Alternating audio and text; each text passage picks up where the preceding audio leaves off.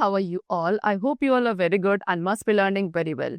Let's start the new chapter today of class 6 science, that is chapter number 10 about measurement. All right, let's start the chapter. First of all, they have given you the introduction.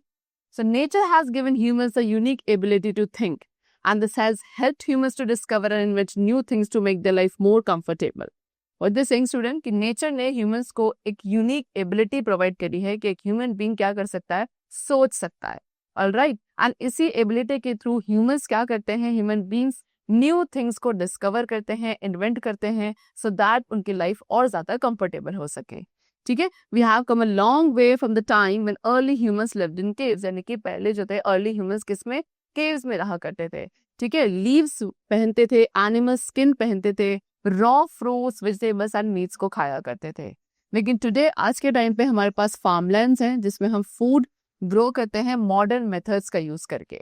Car and aeroplanes हैं जो कि हमारे around move करती हैं. Television and video games हमारे पास है जिससे आप एंटरटेन करते हो खुद को. टेलीफोन्स एंड ईमेल्स हैं जिससे हम अपने फ्रेंड्स एंड रिलेटिव्स के साथ टच में रह सकते हैं. And also we have many other things जो हमारे कंफर्ट एंड लेजर के लिए हो. Right, now what transport do you use? अब आप कौन से ट्रांसपोर्ट का यूज करते हैं अपने स्कूल जाने के लिए?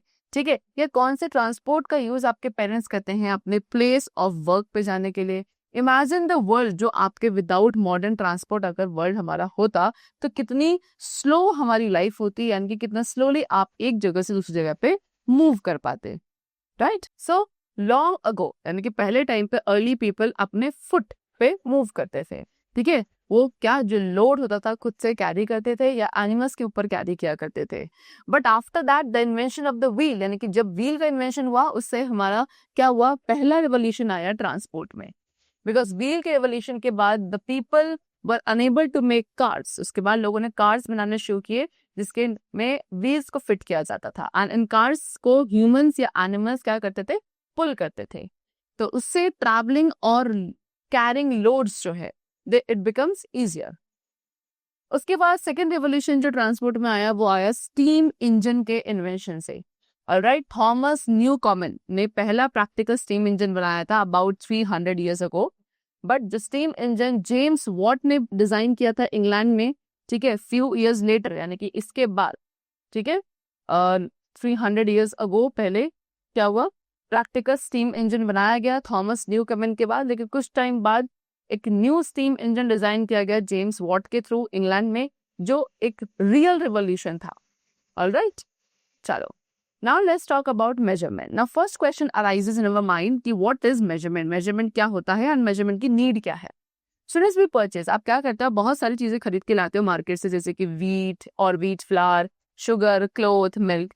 सो बेसिकली हम इन चीजों को जो आप परचेज करके लाते हो इनकी आपको क्वांटिटी मेजर करना जरूरी है. राइट, सी जैसे कि you must have gone to a grocery shop. अगर आप ग्रोसरी शॉप पे अपनी मदर के साथ या फादर के साथ गए हैं, ठीक है, तो आपने क्या देखा होगा कि आपकी मदर को मान लो क्या चाहिए, किचन चाहिए. इस किचन के लिए शुगर की रिक्वायरमेंट है. तो व्हाट यू विल नोटिस कि शॉपकीपर जो है क्या करता है, एक शुगर को वे करते वक्त उसमें कुछ वेट रखता है इस तरीके से. तो एक्चुअल में यहाँ पे वो शॉपकीपर क्या कर रहा है, शुगर को इक्वल इन वेट बना रहा है जो उसने बार के दूसरे साइड पर रखी है. नोट कि जो कैप यहाँ पे वेट जो रखा जाता है स्पैन में, वो उस शुगर के क्वांटिटी के या वेट के इक्वल होता है जो आपने डिमांड करी है टू परचेज. राइट, चलो now let's have standard unit. So in the early days, पहले टाइम पे द पीपल, पहले लोग क्या यूज करते थे, फुट स्टेप, हैंड स्पैन या फोर आर्म का यूज करते थे लेंथ मेजरमेंट के लिए. बट ये जो यूनिट्स थी स्टूडेंट्स, ये पर्सन टू पर्सन वेरी करती थी, बिकॉज हर एक पर्सन का बॉडी पार्ट का जो साइज है या लेंथ है वो सेम नहीं होता है. राइट, चलो then what they have given to measure the length. For example यहाँ पे आप एक टेबल की लेंथ को मेजर कर रहे हैं अपने स्ट्रेच्ड पाम का यूज करके, लाइक दिस. फिर आप अपने एल्डर ब्रदर या सिस्टर को बोलिए सेम लेंथ को मेजर करने के लिए बाय द सेम मेथड. ठीक है, व्हाट एवर सी इज कि उनके आउटस्ट्रेच्ड पाम की जो लेंथ थी वो डिफरेंट. तो आपको क्या सेम रिजल्ट या सेम वैल्यू मिलेगी टेबल की लेंथ की? No. Right, then if you measure the length of your room, अब मान लो फॉर एग्जांपल आप अपने रूम की लेंथ को मेजर कर रहे हो from one end to another, किसका यूज करके, अपने फुट स्टेप्स का यूज करके. ठीक, सो आपने अपने एल्डर ब्रदर सिस्टर को बोला सेम लेंथ को मेजर करने के लिए बाय द सेम मेथड. अब उनके जो फुट स्टेप्स है स्टूडेंट्स, उनका एक डिफरेंट मेजरमेंट है. So again you will not get the same value of the length of that floor. So similarly, अगर आप इसी एक्टिविटी को रिपीट करते हैं अपने फोर आर्म का यूज करके, so again आपको डिफरेंट रिजल्ट्स मिलेंगे. So क्या हम अपने आउटस्ट्रेच पाम, फुट या क्यूबिट की जो लेंथ है उसको as a unit of measurement use कर सकते हैं, एक्सेप्ट कर सकते हैं? नो. क्यों? बिकॉज ये यूनिट्स ऑफ मेजरमेंट अनरिलायबल हैं, एज जो ह्यूमन बॉडी पार्ट्स होते हैं वो लेंथ में डिफरेंट होते हैं फ्रॉम पर्सन टू पर्सन. से एक पर्टिकुलर क्वांटिटी का जो मेजरमेंट है वो आपका सेम होना चाहिए at all places and at all time. ठीक है. एंड इसी पर्पस के लिए साइंटिस्ट ने कुछ स्टैंडर्ड यूनिट्स को इंट्रोड्यूस किया फिजिकल मेजरमेंट करने के लिए. राइट. सो जो स्टैंडर्ड यूनिट होती है एक फिजिकल क्वांटिटी की, उसके कुछ कैरेक्टरिस्टिक्स यहाँ पे गिवन है. क्या क्या? Number 1, it should be of a convenient size का होना चाहिए. एंड उसकी वैल्यू जो है टाइम और प्लेस के साथ चेंज नहीं होनी चाहिए. अब मेजरमेंट में स्टूडेंट 2 पार्ट्स होते हैं. Number 1 magnitude and second is unit. Alright. For example जो लेंथ है क्लोथ की वो क्या है? 5 मीटर्स है. इट मीन्स यहाँ पे जो 5 है वो मैग्नीट्यूड है एंड मीटर क्या है? स्टैंडर्ड यूनिट है. Now correct measurement of length. So width, depth, thickness, distance, height, ये सभी मेजरमेंट होते हैं लेंथ के. Ruler, metre scale and measuring tape, ये सभी डिवाइसेस हैं जिनका कॉमनली यूज किया जाता है लेंथ मेजर करने के लिए. The point on a ruler, एक रूलर या मीटर स्केल पे जो पॉइंट है जहां से आप सारे डिस्टेंसेस को मेजर करते हो, उस पॉइंट को we call origin, that is 0 mark. This one. Alright. चलो, सपोज आपको एक ग्लास स्लैब की लेंथ को मेजर करना है, तो जो 0 मार्क है रूलर पे वो आपके स्लैब के एक एंड के साथ कोइंसाइड करना चाहिए. एंड देन जो अदर एंड पे रीडिंग होगी स्लैब की वो उसकी एक्यूरेट लेंथ होगी. Now precautions while measuring length. अब लेंथ मेजर करते वक्त क्या क्या प्रिकॉशंस लिए जाते हैं स्टूडेंट? नंबर 1, जब आप रूलर या मीटर स्केल का यूज कर रहे हैं तो आपको इनमें से प्रिकॉशंस जो है लेने जरूरी है. व्हाट? दैट सिंस क्योंकि रूलर में कुछ थिकनेस होती है तो आप एरर कर सकते हैं. यहाँ पे क्या एरर कर सकते हैं? अगर आप अपनी आई को करेक्ट पोजिशन पे नहीं रखते हैं. ठीक है. They have given you over here like this. See, अगर यहाँ पे आपने अपनी आई को पोजीशन ए पे रखा है तो रीडिंग आएगी 12.7 सेंटीमीटर ओवर हियर. बट अगर आपकी आई पोजीशन सी पे है, ऑलराइट, ओवर हियर, तो रीडिंग आएगी 13.2 सेंटीमीटर. एंड ये दोनों ही रीडिंग्स क्या है आपकी? रॉन्ग है. करेक्ट पोजीशन जो आई की है that should be position B, this one. Alright, जो कि वर्टिकली होगी अबव द एंड जहां से आपको रीडिंग लेनी है.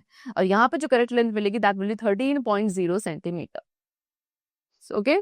सेकंड प्रिकॉशन क्या है कि रूलर को एग्जैक्टली हमें उस लेंथ के अलोंग रखना है which you need to measure. After that ruler के जो एंड्स हैं they should not be worn out. ठीक है. इन केस आपका रूलर स्टिल यूज किया जा रहा है, वॉर्न आउट स्केल का आप यूज कर रहे हो, तो आप कोई भी फुल मार्क का यूज करोगे रूलर पर instead of 0 mark. And length को डिराइव करने के लिए आप उस फुल मार्क की जो रीडिंग है उसको सबट्रैक्ट कर दोगे from the reading of the other end. Alright. चलो, next we have the topic measuring the length of a curved object. So students, जो कर्व्ड लेंथ होती है एक ऑब्जेक्ट की उसे भी हम मेजर कर सकते हैं बाय यूजिंग अ थ्रेड का यूज करके. तो थ्रेड को आप क्या करोगे? उस कर्व्ड ऑब्जेक्ट की लेंथ के अलोंग स्प्रेड करेंगे. एंड जो लेंथ आएगी, फॉर एग्जांपल यहाँ पे ये थ्रेड आपने ली है AB. ठीक है. तो जो लेंथ यहाँ पे AB आती है, लेंथ AB थ्रेड की, वो आपकी अब मेजर की जाएगी इसके बाद किसका यूज करके? रूलर का यूज करके. Then measuring diameter of a sphere. So students, if you want to measure the diameter of a spherical object, तो उसे आप कहाँ रखोगे? टेबल के टॉप पे प्लेस करेंगे. तो सॉलिड ब्लॉक्स को एक साइड पे प्लेस किया जाएगा, दोनों ही साइड पर. ठीक है. So that they touch the object like this. You could see, इस तरीके से. अब जो लोअर एजेस हैं ब्लॉक की उसे आप रूलर के अलोंग एडजस्ट करोगे. एंड जो पोजीशन है उन दोनों फेसेस की, ठीक है, उनकी जो रीडिंग होगी वो क्या करनी चाहिए? It should be touching the spherical object which you have taken. And जो डिफरेंस होगा दोनों रीडिंग के बीच का वो आप क्या है? स्फेरिकल ऑब्जेक्ट के डायमीटर का मेजरमेंट है. Alright. Now measuring very small length. Students, we can not use, अगर आपको क्या करना है एक बहुत ही स्मॉल लेंथ को मेजर करना है, ठीक है, तो आप वहां पे मीटर स्केल का यूज नहीं कर सकते हो. जैसे कि if you want to measure the thickness of a coin, एक कॉइन की थिकनेस मेजर करनी है या एक पेपर शीट की थिकनेस को डायरेक्टली मेजर करना है, so you can not use metre scale in that case, because ये स्मॉल लेंथ को आपको मेजर करना पड़ेगा इनडायरेक्ट मेथड्स के through. So now let us see कि कैसे हम एक 1 रुपी कॉइन की थिकनेस को मेजर कर सकते हैं. राइट. सी, आपने 10 1 रुपी कॉइन्स लिए इस तरीके से, ठीक है, एंड आपने उनको एक दूसरे के ऊपर स्टैक कर दिया. अब आप इस स्टैक की थिकनेस को मेजर करोगे by using a ruler. And उसके बाद आपने उस थिकनेस को डिवाइड करना है बाय 10, जितने भी नंबर ऑफ कॉइन्स है, ठीक है। तो so that you will get the thickness of 1 coin. जैसे कि फॉर एग्जांपल इस पूरे स्टैक की थिकनेस थी 1.6 सेंटीमीटर एंड 1 कॉइन की थिकनेस निकालने तो 1.6 डिवाइड बाय 10, क्योंकि कितने नंबर ऑफ कॉइन्स थे 10। So you will get the thickness of 1 coin, that is 0.16 centimeter or 1.6 millimeter. Next we come to the topic that is rest and motion. Now student, if we look around our classroom, अगर आप अपने classroom के around देखते हो तो आपको बहुत सारी चीजें देखने को मिलती है, राइट? अब ये सारी चीजें आपको अपीयर होती हुई नहीं दिखती है, that means they are said to be at rest, ठीक? तो एक बॉडी को रेस्ट पे कब कहा जाता है? जब उसकी पोजीशन उसकी ही सराउंडिंग में रखे किसी फिक्स ऑब्जेक्ट के रिस्पेक्ट में चेंज नहीं होती, ठीक है। फॉर एग्जाम्पल एक बुक है जो टेबल पे रखी है, अगर उसे कोई पर्सन डिस्टर्ब नहीं करता है तो उसकी पोजीशन टेबल के रिस्पेक्ट में चेंज नहीं होगी, तो यहाँ पे बुक को क्या कहा जाएगा? इन स्टेट ऑफ रेस्ट। सिमिलरली जो रूम की वॉल्स होती हैं वो भी किस पे होती हैं? रेस्ट पे होती है। वी सी ह्यूमन बींग्स, आपने ह्यूमन बींग्स, अदर एनिमल्स या ऑब्जेक्ट्स को देखा होगा moving from one place to another. For example एक मैन है जो रोड पे वॉक कर रहा है, एक गर्ल है जो प्लेग्राउंड पे प्ले कर रही खेल रही है, एक बस है जो रोड पे मूव कर रही है, moving pendulum of a wall clock, ये सभी किस में है? मोशन में कंसिडर किए जाएंगे, बिकॉज इनकी पोजीशन चेंज हो रही है with respect to any fix object in their surrounding. Now rest and motion. अब स्टूडेंट रेस्ट एंड मोशन जो है ये रिलेटिव टर्म्स होते हैं। सी हाउ, इमेजिन कि आप एक मूविंग ट्रेन के कंपार्टमेंट में बैठे हो, सो वहां पे आप स्टूडेंट क्या हो? आप मोशन में है। किसके रिलेशन में? एक फार्मर के रिलेशन में जो कि फील्ड में खड़ा है या ट्रीज के पास खड़ा है या एक प्लेटफॉर्म पर खड़ा है, उसके रिस्पेक्ट, बस फार्मर के रिस्पेक्ट में आप मोशन में हैं, ठीक है, बिकॉज यहाँ पे आपकी पोजीशन जो है उनके रिस्पेक्ट में चेंज हो रही है। हाउएवर अगर आप अपनी पोजीशन को उन चीजों के साथ कंपेयर करते हैं जो ट्रेन के अंदर ही है, दैट इज मान लो फॉर एग्जाम्पल जो अदर पैसेंजर्स हैं, ये ट्रेन की वॉल्स एंड रूफ है, फैन है, एक्सेट्रा एक्सेट्रा, तो वो सारी चीजें जो ट्रेन के अंदर हैं उनकी पोजीशन के रिस्पेक्ट में आपकी पोजीशन क्या है? चेंज नहीं हो रही है। दैट मीन्स उन सभी ऑब्जेक्ट के रिलेशन में अब आप वहां पे रेस्ट में कंसिडर किए जाएंगे। ऑलराइट, सो इस तरीके से एक ऑब्जेक्ट आपका मोशन में हो सकता है, ठीक है, in relation to set of objects, while it may be at rest in relation to another set of object. So इसीलिए हम कहते हैं कि रेस्ट एंड मोशन क्या है? आपके रिलेटिव टर्म्स हैं। इट इज द ऑब्जर्वर जो ऑब्जर्व कर रहा है एंड जो सराउंडिंग्स है वो डिसाइड करेंगे कि वेदर एक गिवन ऑब्जेक्ट रेस्ट पे है या motion. Now types of motion, so if you observe, अगर आप डिफरेंट मूविंग थिंग्स को ऑब्जर्व करते हैं around you, so you will notice कि इन सभी में डिफरेंट काइंड ऑफ मोशन होता है। So now let's learn about these different types of motion. Number one, we have rectilinear motion. So एक body जब स्ट्रेट लाइन के अलोंग मूव करती है तो मोशन वहां पे रेक्टिलिनियर मोशन होता है, ठीक है। जैसे कि व्हीकल्स का जो मोशन है एक स्ट्रेट रोड पर, march past of the soldiers in a parade, fall of fruit from the tree, these are the examples of rectilinear motion. Then they have given us some more examples like moving boat race, runners in a 100-meter race, moving ant, striker in the game of a carom, rolling ball after a powerful shot by a batsman. इन सभी examples में object एक straight line में move कर रहे हैं, therefore they are said to be in rectilinear motion. Next we come to rotational motion और circulation motion. Now students, जब objects या उनका कोई भी body part circular path में move कर रहा है तो वो मोशन आपका रोटेशन या सर्कुलर मोशन कहा जाता है। For example the motion of the blades, एक इलेक्ट्रिक फैन के ब्लेड्स का जो मोशन होता है, motion of a child sitting on a big wheel, these are the examples of rotational movements. Stretch rubber band vibrates rapidly, अगर आप एक rubber band को स्ट्रेच करते हो तो वो रैपिडली वाइब्रेट करता है अगर आप उसे बीच में प्लग करते हैं। तो कुछ म्यूजिकल इंस्ट्रूमेंट्स में लाइक सितार, गिटार, ये भी आपका वाइब्रेटरी मोशन प्रोड्यूस करते हैं। When a stone, एक स्टोन को आप एक स्ट्रिंग के साथ टाई करते हैं एंड उसको विल करेंगे अराउंड, तो उसका मोशन क्या कहलाएगा? वहां पे रोटेशनल मोशन कहलाएगा। स्पिनिंग व्हील और चरखा, spinning top, potter's wheel, the earth which is moving around the sun और the moon revolving around the earth, motion of a drill, these all are the examples of rotational or circular motion. Now next we proceed further, we have oscillatory motion. Now student, when objects as a whole move करते हैं, ठीक है, कैसे? To and from along the same path, एक same path पे to and from इस तरीके से मूव कर रहे हैं एज अ होल, इनमें उनकी शेप में कोई चेंज नहीं आता, तो उस मोशन को कहा जाता है ऑसिलेटरी मोशन। जैसे कि the movement of pendulum of a clock, a boy on a swing, the needle of a sewing machine, the movement of the piston in the engines of automobile, ये सभी examples है oscillatory motion. Vibratory motion एक oscillatory motion का ही type है जिसमें body as a whole move नहीं करती। वाइब्रेटरी मोशन में मूविंग ऑब्जेक्ट में क्या होता है, उसकी शेप या साइज में चेंज आता है। For example motion of stretch string of guitar, ठीक है, गिटार की जो स्ट्रिंग को आप स्ट्रेच करते हो तो उसमें जो मोशन प्रोड्यूस हुआ है that is vibratory motion. Then we come to periodic motion, when an object, अब एक ऑब्जेक्ट जब अपने मोशन को रिपीट करता है एक फिक्स इंटरवल ऑफ टाइम में, उसे कहा जाएगा पीरियोडिक मोशन।